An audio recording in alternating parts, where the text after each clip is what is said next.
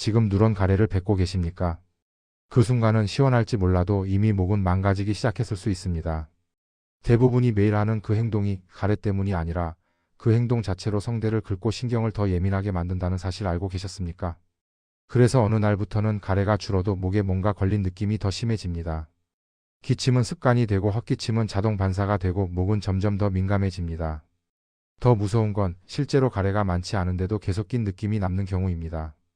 이건 폐가 아니라 목의 신호 체계가 고장 나기 시작했다는 뜻일 수 있습니다. 오늘 영상은 그 고장을 멈추는 방향으로 가겠습니다. 다만 초반에는 정답을 바로 드리지 않겠습니다. 왜냐하면 많은 분들이 해결책을 잘못 적용해서 더 악화시키기 때문입니다. 저는 진료실에서 이런 분들을 자주 봅니다. 감기는 끝났는데도 3주를 넘기고 8주를 넘기면서 이제는 감기가 아니라 다른 병의 문턱을 넘어가는 분들입니다. 그런데도 계속 똑같이 헛기침하고 똑같이 목을 가다듬고 똑같이 가래를 억지로 뱉습니다. 그 결과는 뻔합니다. 목은 더 붓고 신경은 더 날카로워지고 작은 자극에도 기침이 튀어나옵니다. 이 사연을 끝까지 들으시면 왜 가래가 줄어도 목은 더 불편해졌는지, 그리고 오늘부터 무엇을 멈추고 무엇을 바꿔야 하는지 분명히 알게 되실 겁니다. 혼자서 참고 버티느라 애쓰지 마시고 이 시간만큼은 제 이야기를 차분히 들어보셔도 좋겠습니다. 온돌방 건강편지 무료 구독과 좋아요로 함께 해주시면 몸이 보내는 신호를 놓치지 않도록 계속 곁에서 안내해 드리겠습니다. 이제부터 본론 1단계입니다. 목의 이물감, 가래 낀 느낌 없애는 법과 관련해 대표적인 오해를 먼저 정리하겠습니다. 이 오해를 바로잡지 않으면 어떤 방법을 써도 효과가 반으로 줄어듭니다. 오해 1. 누런 가래나 초록 가래는 무조건 균이 나쁜 것이라서 무조건 항생제가 필요하다. 이러한 배경과 이유는 색깔이 진하면 세균이라고 배워온 기억이 강하고 감기 때 노란 콧물이 나면 세균이라고 생각하기 쉬워서입니다. 또 주변에서 노란 가래는 위험하다고 말하는 경험담이 반복되면서 공포가 굳어집니다. 오해 2. 목에 낀 느낌은 가래가 많아서 생기니 자꾸 뱉고 자꾸 헛기침해서 빼내야 시원해진다. 이런 배경과 이유는 뱉는 순간 잠깐 시원해지기 때문입니다. 그 짧은 보상이 습관을 만들고 뇌는 그 행동을 해결책으로 기억합니다. 그래서 불편감이 올라올 때마다 자동으로 헛기침을 하게 됩니다. 오해 3. 가래는 폐에서 올라오는 것이니 목이 불편하면 폐부터 의심해야 한다. 왜냐하면 가래라는 단어 자체가 폐를 떠올리게 하고 기침과 가래를 호흡기 질환으로만 묶어 생각하기 쉽기 때문입니다. 하지만 실제로는 코와 부비동에서 뒤로 넘어오는 분비물이 목에 걸리는 경우가 매우 흔합니다. 오해 4. 기침은 참으면 사라진다. 오래가도 체질이다. 이러한 배경과 이유는 감기 기침은 시간이 지나면 낫는 경험이 많아서입니다. 그래서 3주가 넘어도 8주가 넘어도 그냥 버티면 끝난다고 믿게 됩니다. 하지만 기간이 길어질수록 원인이 바뀌는 경우가 많고 그때는 전략도 바뀌어야 합니다. 오해 5. 목이 간질하면 목을 세게 가다듬고 뜨거운 차를 마시고 사탕을 계속 먹으면 해결된다. 왜냐하면 목이 뻑뻑할 때 즉각적인 느낌을 바꿔주기 때문입니다. 하지만 어떤 경우에는 그 자극이 오히려 점막을 더 예민하게 만들고 역류나 건조를 더 키우기도 합니다. 여기까지가 1단계입니다. 이 중에서 하나만 제대로 바로 잡아도 목에 낀 느낌이 줄어드는 방향이 확 달라집니다. 많은 분들이 이렇게 생각하십니다. 목에 뭐가 낀 느낌이 드는 건 가래가 많아서이고 그래서 자꾸 뱉고 헛기침을 해서 빼내야 시원해진다고 말입니다. 실제로 헛기침을 한번 하면 잠깐은 개운해집니다. 이 짧은 순간 때문에 대부분의 분들이 이 행동을 계속 반복하십니다. 하지만 여기서 중요한 사실이 하나 있습니다. 헛기침으로 시원해지는 이유는 가래가 빠져서가 아니라 성대와 목점막이 강한 자극을 받아 순간적으로 감각이 둔해지기 때문입니다. 다시 말해 문제를 해결한 게 아니라 잠깐 덮어버린 것에 가깝습니다. 문제는 그 다음입니다. 이 자극이 반복되면 성대 표면은 미세하게 상처가 쌓이기 시작합니다. 눈에 보이지 않지만 실제로는 계속 긁히고 부딪히는 상태가 됩니다. 연구와 임상에서 확인되는 사실은 분명합니다. 헛기침을 자주 하는 분들일수록 실제 가래의 양은 많지 않은 경우가 훨씬 많습니다. 대신 기침 반사 신경이 과민해져 있습니다.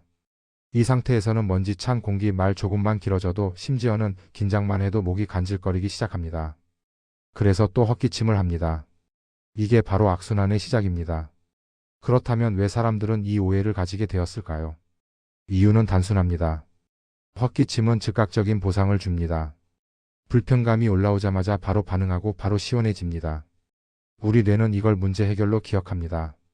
하지만 장기적으로 보면 이 행동은 신경을 더 예민하게 만들고 목은 더 쉽게 반응하는 상태로 바뀝니다. 그래서 처음에는 하루 몇 번이던 헛기침이 나중에는 의식하지 않아도 튀어나오는 습관이 됩니다. 여기서 꼭 짚고 가야 할 핵심이 있습니다. 목에 낀 느낌이 있다고 해서 무조건 가래가 있는 건 아닙니다. 실제로는 가래가 거의 없는데도 신경이 과민해져서 있는 것처럼 느끼는 경우가 매우 많습니다. 이 상태에서 계속 뱉으려고 하면 성대는 쉬지 못하고 계속 자극을 받게 됩니다. 그래서 시간이 갈수록 목소리가 쉽게 쉬고 말이 길어지면 더 답답해집니다. 그럼 올바른 방향은 무엇일까요? 첫 번째는 헛기침을 문제 해결 행동으로 쓰지 않는 것입니다. 불편감이 올라올 때 바로 헛기침으로 반응하지 않도록 훈련이 필요합니다. 이건 참으라는 말이 아닙니다. 대신 자극을 줄이는 다른 방법으로 방향을 바꾸는 겁니다. 예를 들어 천천히 코로 숨을 들이마시고 입으로 길게 내쉬는 호흡만으로도 신경 자극은 상당히 내려옵니다. 물을 한 모금 마셔 점막을 적셔주는 것도 헛기침보다 훨씬 안전합니다. 두 번째는 목을 쉬게 해주는 선택입니다. 계속 가다듬는 대신 말을 줄이고 목에 힘을 빼는 시간이 필요합니다. 특히 가래를 빼겠다고 일부러 목에 힘을 주는 행동은 가장 먼저 줄여야 할 습관입니다. 정리해 보겠습니다. 목에 낀 느낌이 들 때마다 헛기침을 하는 것은 가래를 빼는 행동이 아니라 성대와 신경을 더 예민하게 만드는 행동일 수 있습니다. 잠깐의 시원함에 속으면 불편은 더 오래 남습니다. 중요한 건 가래를 없애는 게 아니라 목이 과민해진 상태를 진정시키는 방향으로 가는 것입니다. 이걸 이해하는 순간부터 목은 회복적으로 움직이기 시작합니다. 다음 페이지에서는 이 헛기침 습관이 어떻게 평생 기침으로 굳어지는지, 그리고 왜 의사들이 이 부분을 가장 먼저 말리는지 이어서 설명드리겠습니다. 지금 이 지점에서 무료 구독과 좋아요를 눌러두시면 다음 내용에서 바로 써먹을 수 있는 실전 방법까지 놓치지 않게 됩니다. 이어서 말씀드리겠습니다. 헛기침이 왜 그렇게 위험한지, 그리고 이 습관이 어떻게 평생의 기침으로 굳어지는지 여기서 분명히 짚어야 합니다. 진료실에서 가장 많이 듣는 말이 있습니다. 원장님, 저는 원래 기침이 잦은 편입니다. 체질인 것 같습니다. 그런데 자세히 들어보면 시작은 늘 같습니다. 감기 한번, 목감기 한번, 가래가 좀 낀 느낌이 있었고 그때부터 헛기침이 늘어났다는 이야기입니다. 문제는 감기는 이미 끝났는데 기침만 남아있다는 점입니다. 기침에는 두 가지가 있습니다. 몸이 보호 반사로 사용하는 기침과 신경이 과민해져서 튀어나오는 기침입니다. 처음 감기 때의 기침은 전자에 가깝습니다. 분비물을 빼내고 기도를 지키기 위한 정상 반응입니다. 하지만 헛기침이 반복되면 이 구조가 바뀝니다. 기침 신경이 학습을 합니다. 불편감이 오면 기침으로 반응하도록 길이 만들어집니다. 이때부터는 실제 가래의 양과 상관이 없어집니다. 가래가 없어도 기침이 나옵니다. 목이 조금만 건조해도 말이 조금만 길어져도 긴장만 해도 기침이 튀어나옵니다. 이걸 신경 과민성 기침이라고 부릅니다. 그리고 이 상태에서는 약도 잘 듣지 않습니다. 왜냐하면 문제는 염증이 아니라 신경의 민감도이기 때문입니다. 여기서 많은 분들이 또 하나의 실수를 하십니다. 기침이 나올 것 같으면 미리 세게 헛기침을 해서 눌러버리려고 합니다. 그런데 이 행동이 오히려 신경을 더 자극합니다. 마치 경보기를 끄겠다고 버튼을 세게 두드리는 것과 비슷합니다. 순간은 조용해지지만 시스템 자체는 더 예민해집니다. 그래서 중요한 기준선이 나옵니다. 기침이 3주를 넘기면 단순 감기 기침이 아닐 가능성을 생각해야 합니다. 8주를 넘기면 거의 다른 병의 영역으로 들어갑니다. 이 시점부터는 비염, 부비동염, 천식, 역류, 그리고 방금 말씀드린 신경 과민을 함께 봐야 합니다. 그런데도 여전히 헛기침으로만 버티고 계신 분들이 정말 많습니다. 또 하나 짚고 가야 할 게 있습니다. 많은 분들이 가래를 폐에서 올라오는 문제로만 생각합니다. 하지만 실제로는 코와 부비동에서 뒤로 넘어오는 분비물이 목에 걸려 있는 경우가 훨씬 흔합니다. 이걸 모르고 폐를 의심하면서 헛기침만 반복하면 원인은 그대로인데 목만 더 망가집니다. 이 지점에서 방향을 바꾸셔야 합니다. 목에 낀 느낌이 올라올 때 바로 반응하지 않는 연습이 필요합니다. 반응을 멈추라는 게 아니라 반응의 형태를 바꾸는 겁니다. 헛기침 대신 천천히 숨을 들이마시고 길게 내쉬는 것만으로도 신경 흥분은 내려옵니다. 물을 한 모금 삼켜 점막을 적시는 것도 훨씬 낫습니다. 이 작은 선택 차이가 회복으로 가느냐 악순환으로 가느냐를 가릅니다. 정리하겠습니다. 헛기침은 가래를 빼는 행동이 아닙니다.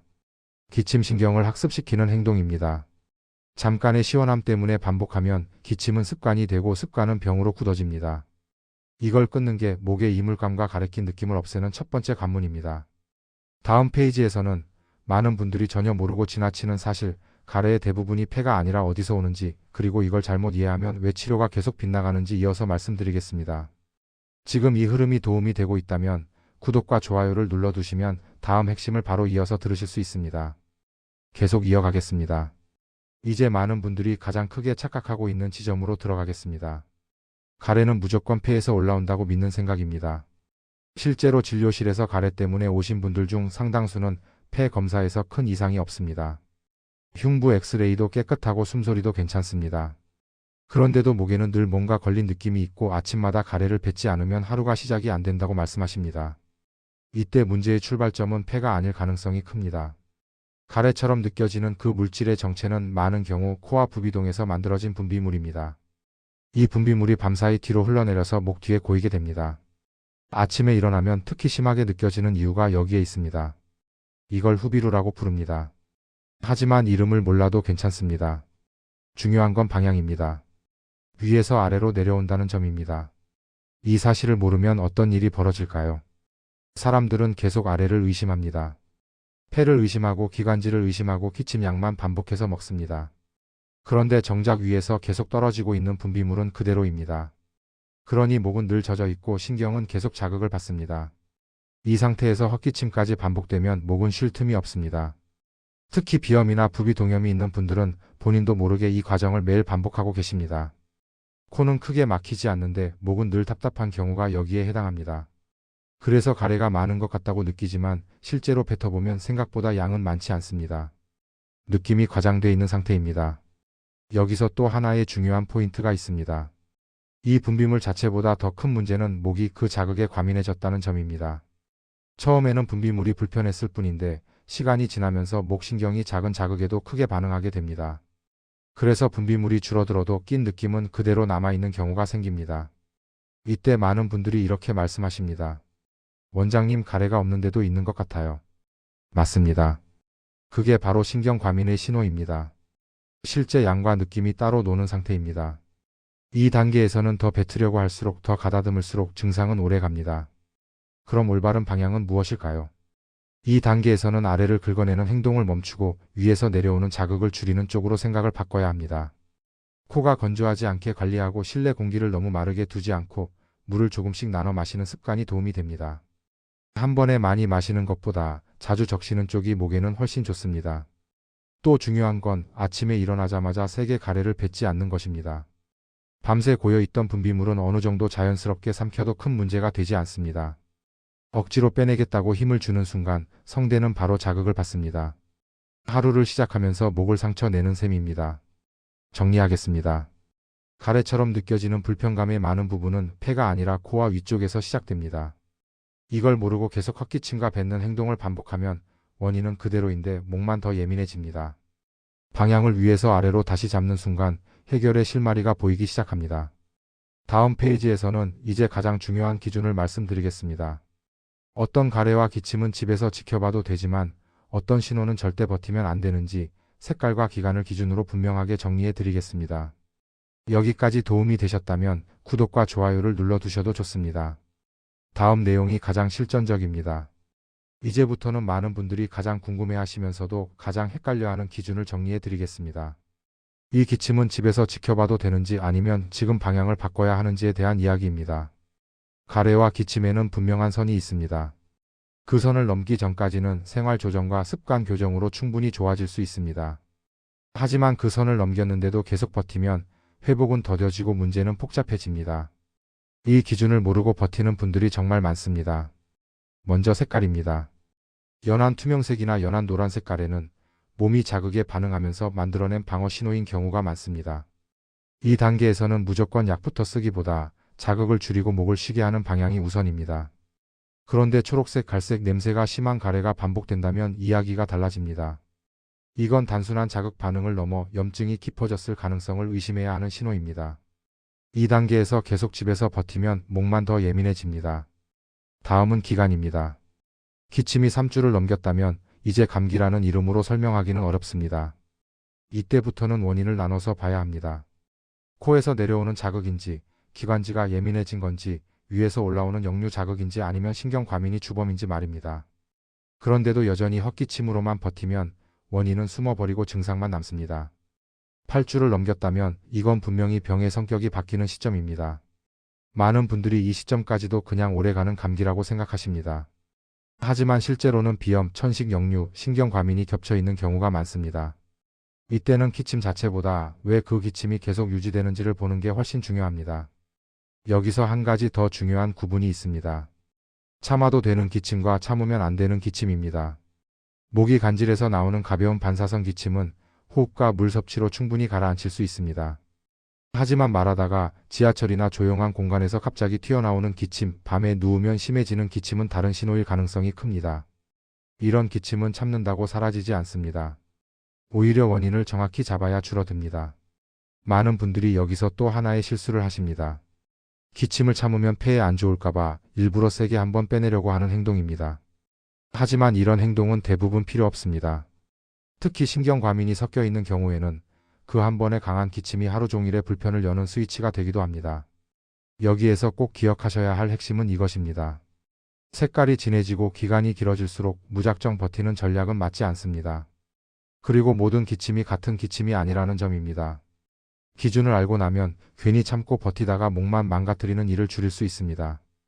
다음 페이지에서는 이제 많은 분들이 기다리셨을 내용으로 들어가겠습니다. 성대 상처 없이 가래를 빼내는 방법, 헛기침 대신 의사들이 실제로 사용하는 기침 방식에 대해 말씀드리겠습니다. 이걸 알면 가래 때문에 목을 망치는 일은 여기서 끝낼 수 있습니다. 지금까지 도움이 되셨다면 구독과 좋아요를 눌러두셔도 좋겠습니다. 다음 내용이 가장 직접적인 해결책입니다. 이제 해결의 핵심으로 들어가겠습니다. 많은 분들이 평생 모르고 지나치는 방법입니다. 성대 상처 없이 가래를 다루는 방식입니다. 대부분의 분들은 가래를 빼려면 세게 기침해야 한다고 생각하십니다. 목에 힘을 주고 소리를 크게 내고 한 번에 밀어내려고 합니다. 그런데 이 방식은 성대를 직접 때리는 방식입니다. 순간적으로는 뭔가 나오는 것 같아도 실제로는 성대 표면을 긁고 신경을 더 흥분시키는 결과를 남깁니다. 의사들이 실제로 사용하는 방식은 다릅니다. 이걸 허프 기침이라고 부릅니다. 이름이 어렵게 느껴질 수 있지만 원리는 아주 단순합니다. 목을 쓰지 않고 가슴과 숨의 압력만으로 분비물을 이동시키는 방식입니다. 방법을 설명드리겠습니다. 먼저 어깨와 목에 힘을 풉니다. 이게 가장 중요합니다. 그 다음 코로 천천히 숨을 들이마십니다. 가득 채울 필요는 없습니다. 편안하게 들이마신 뒤 입을 살짝 벌리고 하하고 김을 불듯이 숨을 내쉽니다. 이때 소리를 크게 내지 않습니다. 기침 소리를 내는 게 아니라 숨을 밀어낸다는 느낌입니다.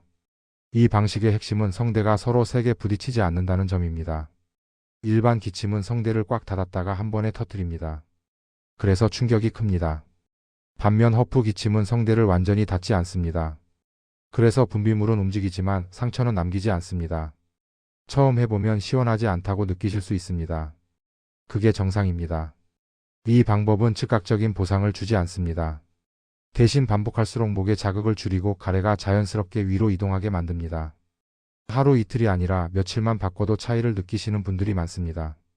여기서 중요한 주의점이 있습니다. 허프 기침도 과하면 안 됩니다.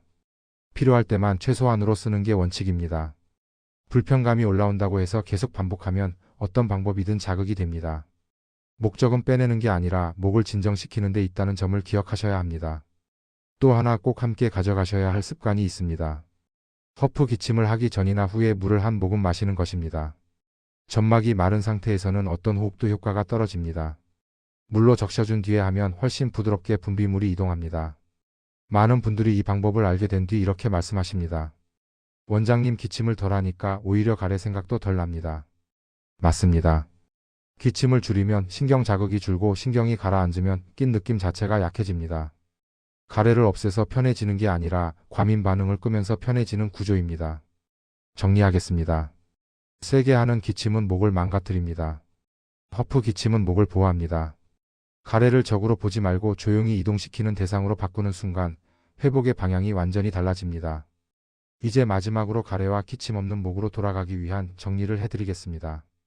물 마시는 법, 숨 쉬는 법, 그리고 일상에서 반드시 끊어야 할 습관 하나까지 오늘 영상의 마무리를 짓겠습니다.